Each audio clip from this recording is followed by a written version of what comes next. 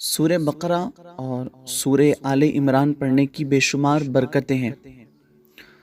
مسلم شریف کی حدیث پاک ہے، حضرت ابو امامہ باہلی رضی اللہ تعالیٰ عنہ سے روایت ہے، نبی کریم صلی اللہ تعالیٰ علیہ وسلم نے ارشاد فرمایا، قرآن پاک کی تلاوت کیا کرو کیونکہ وہ قیامت کے دن اپنی تلاوت کرنے والوں کی شفاعت کرے گا۔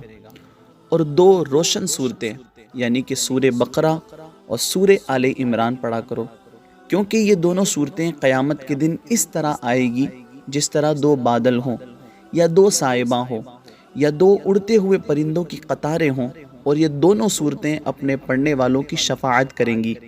سورہ بقرہ پڑھا کرو کیونکہ اس کو پڑھتے رہنے میں برکت ہے اور نہ پڑھنے میں ثواب سے محروم رہ جانے پر حسرت ہے، اور جادوگر اس سورت کا مقابلہ کرنے کی طاقت نہیں رکھتے۔ سبحان اللہ، اس حدیث مبارکہ میں کتنی ساری باتیں ہمیں معلوم چلی۔ ایک تو یہ ہے کہ تلاوت قرآن کے فضائل بیان ہوئے کہ قرآن پاک کی تلاوت کرنا کتنا فائدہ رکھتا ہے کہ کل بروز قیامت قرآن جو ہے اپنی تلاوت کرنے والوں کی شفاعت کرے گا۔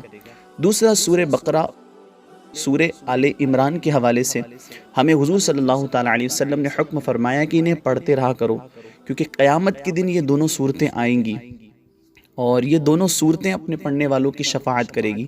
سبحان اللہ۔ پھر اسی کے ساتھ ہمیں حکم دیا کہ سورہ بقرہ پڑھتے رہا کرو کیونکہ اس کو پڑھنے میں برکت ہے۔